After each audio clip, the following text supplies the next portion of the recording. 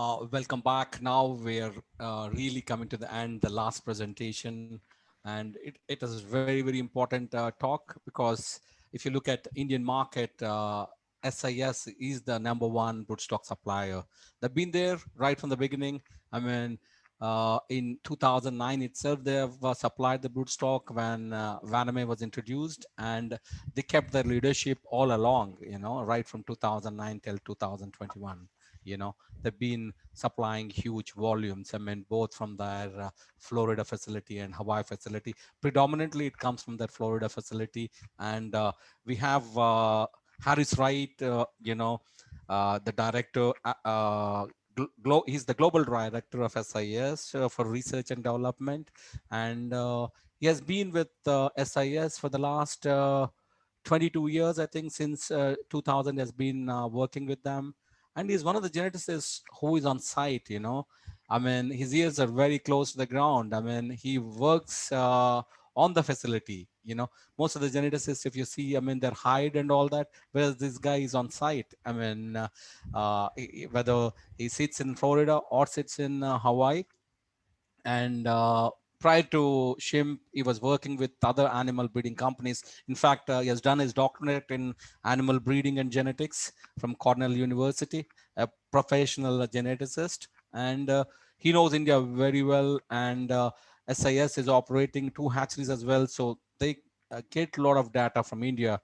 So, I mean, his title is, again,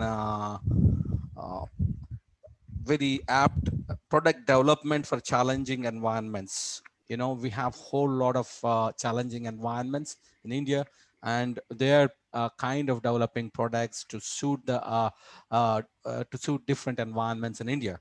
So over to you, Steve. Thank Sorry, you. Harris. Go ahead, Harris, It's Dr. okay. Harris. Thank you for that introduction. Let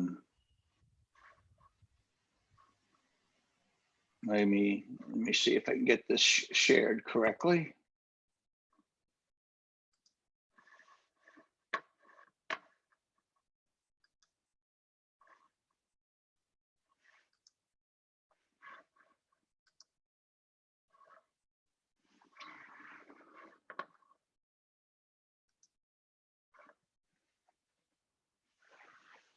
It's, and again, thank you for the introduction. It's the benefit of going last is that I'll be much shorter because of the excellent presentations that came before me. I'll try not to be redundant because a lot of the topics that you hear from me and from the other speakers really applies to the India shrimp farming industry.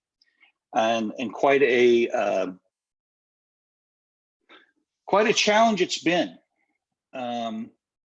We heard from Jim Wyban early, the demographics of India, and I think it's worth reviewing. India is a very unique country with the extremely long coastline, which is very important for shrimp farming, both on its east and west coast. As you heard, viticulture is very recent in India. It began really in 2009, which is not that long ago. And you also heard about the impressive growth and expansion that has occurred. In 2009, only a little under 2,000 metric tons were produced. Conversely, there was almost 96,000 metric tons of monodon produced in that year. And you contrast that to last year's totals, and this is all from Mpeda. Total Vaname production was 815,745 metric tons, while monodon recorded just production has shrunk down to 27,600 change metric tons. Currently, if you look at India, 3/4 of the Vaname are cultured in Andhra Pradesh. That's the real center of shrimp farming. However, that's not to say that the other regions don't produce a significant amount of tonnage. I'll kind of go through that. All in all, this is important when you look at product development.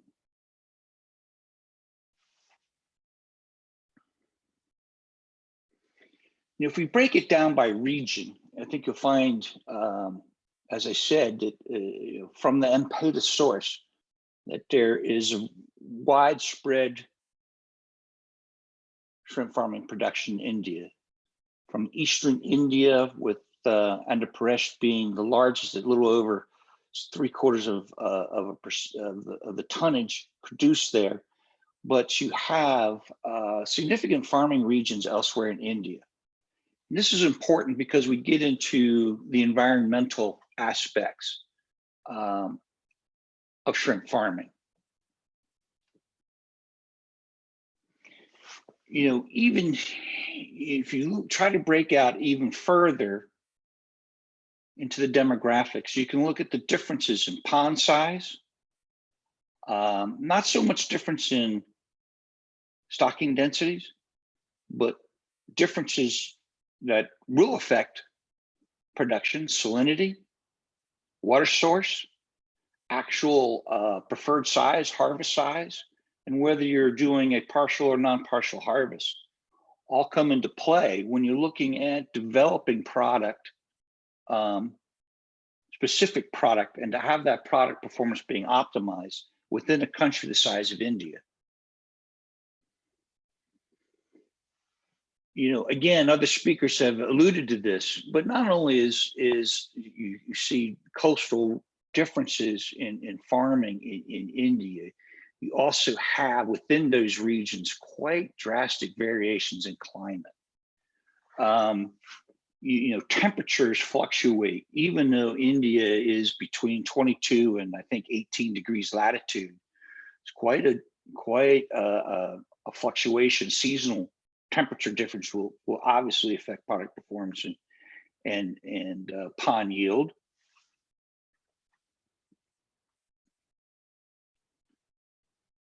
And even within those regions itself, and somewhat due to the water and the temperature, you also see the amount of diseases that are happening. White spot continues to be troubling in certain areas, especially where there's low temperature. As other talks have discussed, the major issue is EHP and white feces. This also has environmental seasonality component to it. I'm not going to go into the details by your region. The farmers, what you're going through and when you're going through it. So we talk a lot about the genetics, and I guess I'm going to vary from the other speakers and have been talking a little bit more about the environment. Because, as we all know, the science, genetics is the science that determines what the animal inherits and what it can potentially show in its phenotype. The environment is much broader in its description. Without the environment, that's where the genetics are expressed. The inherited genes are expressed in the environment, and how they're expressed varies dramatically. From both biological and non-biological reasons. Salinity, temperature, the water, the type of feed, the protein levels in the feed, the probiotics, even the microelements that come through the water source, and all along, the one that everybody likes to discuss, the disease pathogens and the prevalence of those diseases. But often overlooked, and you can kind of see that the breeding companies are now offering many different products, are really trying to evolve along with the India shrimp farming industry because of this genetics by environment interaction. Historically, when India first came online with anime, there was really one or two different products available to them in its infancy, and yet the industry grew tremendously on the backs of those singular products. Today, you're looking at a much larger stable of products to choose from. A lot of that has been due to the understanding of the India environment and how the genetics interact with that environment. And a lot of the data that's being collected had been shown to that effect. And really, we look, internally, that the key for product development, as well as optimum product performance, is really getting a grasp of the environmental stressors that these animals face and bringing that value back into the breeding program itself. So, what are the major factors developing product development? The one we hear the most about is disease prevalence. Secondarily, you're seeing farming practices expand. And what all really matters is how growth rate and the genetic correlations interact. I mean, you've heard from previous speakers the number of traits that go into a selection program, from hatchery traits, mating rate, multi-egg production, along with growth rates and the various amounts of disease resistance that certain areas require because of the multiple environmental conditions have to be taken into account when you're really looking to develop a product, a new product, or even enhance an existing product. And those are two really different things that we have to understand. You always need to be always working on enhancing a current developed product. But at some point along the way, the environment will change mainly in a frame shift way, whether it be weather or disease, that you always have to be developing a new product, a product with a different genetic background. And we see this happening in India. You just look at climate change, which is a real phenomenon, which drives your monsoons and your temperature variations and your water salinity change as rapidly as it has been in the past. It's just going to take a much highly developed animal to succeed in these changing and challenging environments. And we focus a lot in our selection programs on the genetic trait correlations, primarily between growth rate and hardiness and disease. And it's just not survival. The animal has to do more than just survive a pathogen. It has to be able to recover from that pathogen and continue its performance. I don't think we're as naive to think that animals aren't going to be constantly challenged in these environments. And as was mentioned before, the genetic correlations aren't perfect, meaning you can directionally improve hardiness and survival along with growth rate, in that the animals in your gene pool and in your population, there are animals that have you can identify and enhance in this direction where you can simultaneously improve both traits. Now, there's a trade-off in that you sometimes, and why we have a fast-growing product is because we select harder for growth rate than we would for disease resistance. And conversely, in the hardy lines, in a multi-product situation, you are not selecting as intensely for growth rate. So we looked at where is that balance in the product development between the hardiness and growth rate in the particular environment that you're operating your ponds in. And we're seeing quite dramatic results in our data collection efforts that are coming out of India to purport this. Lastly, we looked at growth rate, and growth rate is an added genetic trait. It's a stair step. You build upon your generations and selecting for a trait simple as growth rate. Have we seen Have we run out of genetic variation for growth rate? We certainly have not. We have some very, very extremely fast growing animals. And that's great. And there's a lot of, but a lot of other things have to happen before farming conditions are at the point where they can take advantage of this super fast growth rate. At the end of the day, do not know where growth rate will end. I'm actually surprised at the progress that's been made up to date. It's very fast. And if you look at other genetically selected species, such as chickens, which is a good model, the improvement in shrimp and growth rate has been phenomenal when you compare it to other species. The other thing that some of the other speakers have determined, though, and I'm just going to do a little segue here, is that when you're selecting for fast growth rate, it does change broodstock characteristics. And if you're working with a fast growth line, you're also looking at broodstock that are probably a larger broodstock, as well as have a different sexual maturity. And getting this management into the broodstock delivery through the AQF, which tends to have size parameters involved with it, has been a challenge. And as you heard from other people, and as with SIS as well, certainly because we don't see growth rate selection ceasing in the future, shipping larger and larger animals is going to be problematic.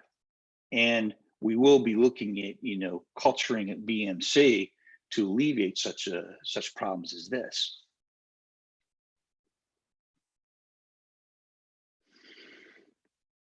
So as I said, really product development is the optimization of performance by the genotype in the environment.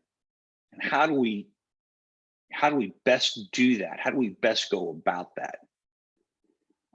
We have taken the multiple product approach, as I've described. We are trying, working with farmers to max the genetic potential of farming conditions, and that way we have the best outcome for everybody. This is not only in the pond, but also in the hatchery as well. Because again, as you've seen from other speakers today, the different genetic potential broodstock have different requirements, both in the pond and in the hatchery. You can see growth rates of broodstock that are well over 0.5 ADG a day, if fed and managed correctly, with very good null-PI performance.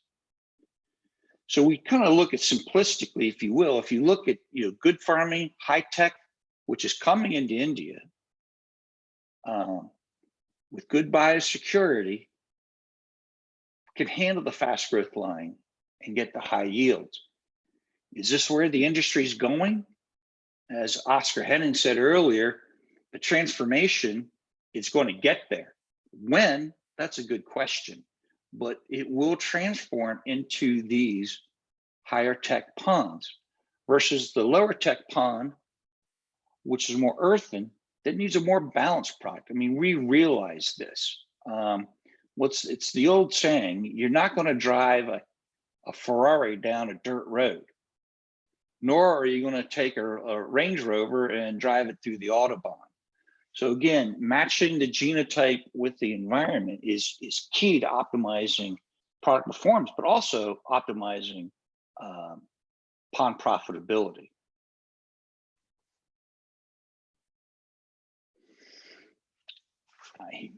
I have to put up this slide, Ravi.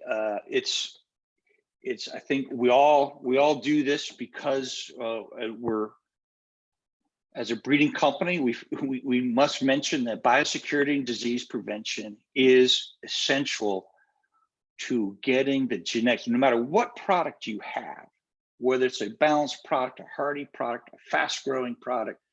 it is important to practice good biosecurity and disease prevention to get what you can out of the genetic potential of that animal. You know, in honesty, India's done I think a very, very good job of keeping good practices in place, especially when one looks at the rapid expansion that they have come. When you're talking about producing under 2,000 metric ton a year up to 815,000 metric ton in a 12-year period of time, that's impressive. And you can't do that with not having a good feel for biosecurity and disease prevention.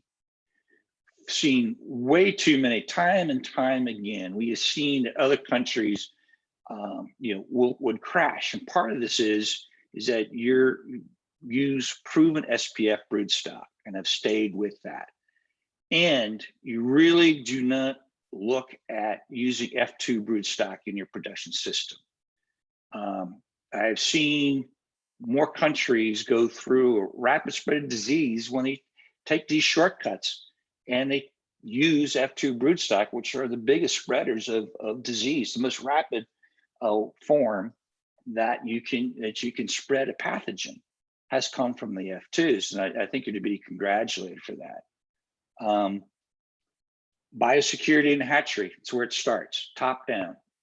Healthy PLs are high quality PLs, and they will always outperform a low quality PL, always. You've heard before, using clean, proven maturation feed and larval feed stuff. Common sense, sanitation practices are cheap and effective. You know, keeping the cycle low at the hatchery is fundamental. Pond biosecurity as well. You know, it doesn't cost a lot of money to practice good pond preparation procedures and maintaining limited traffic to your farm during your culture period to eliminate the spread of vectors for the spread of disease.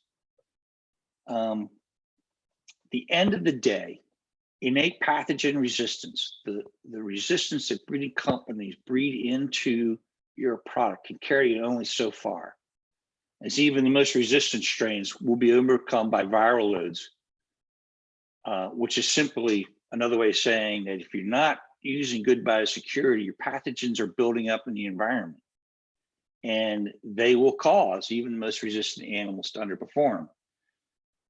You don't want to be like the guy over here on the truck where he's just getting crushed by his pathogens. I've seen this far too often, that shortcuts are taken and pathogens will build up. There's another danger in pathogen buildup, is that diseases evolve too. When you don't have good biosecurity, emerging diseases come up because we're a monoculture. We're only producing shrimp and rapid turnover of the ponds. And if we're not breaking that cycle, the pathogens will build up.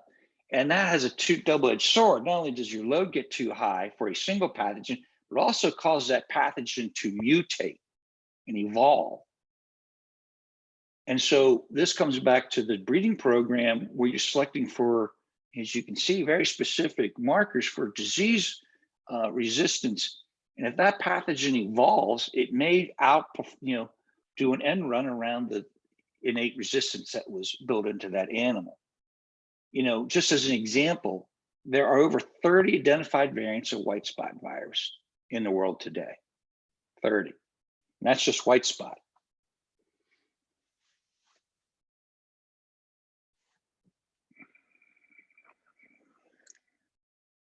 So I'm going to wrap it up pretty quick here. You know, genetics and environment, and of course you've heard multiple product solutions. Genetics by environment is not a roll of the dice. It can be predicted. And how do we do that? And how do we stay ahead of the environment and the changes in the environment, and the changes in farming practices, in the changes of nutrients and nutrient sources, where you're going from an animal protein to a plant protein based diet, These things are changing rapidly. We realize at SIS that multiple hatchery and pond management practices exist in India. We also know that genetically distinct animals respond differently to the various management practices. We have a good team in India. SS, we working with our customers. We have 2 hatcheries in there. They're small hatcheries, but the data that we extract from that is extremely beneficial in developing, not only enhancing products, but developing newer products for the future. To say, obviously, not all animals will be created equally, nor should they be. This is to the benefit of the India shrimp farming system. And I'm just going to conclude.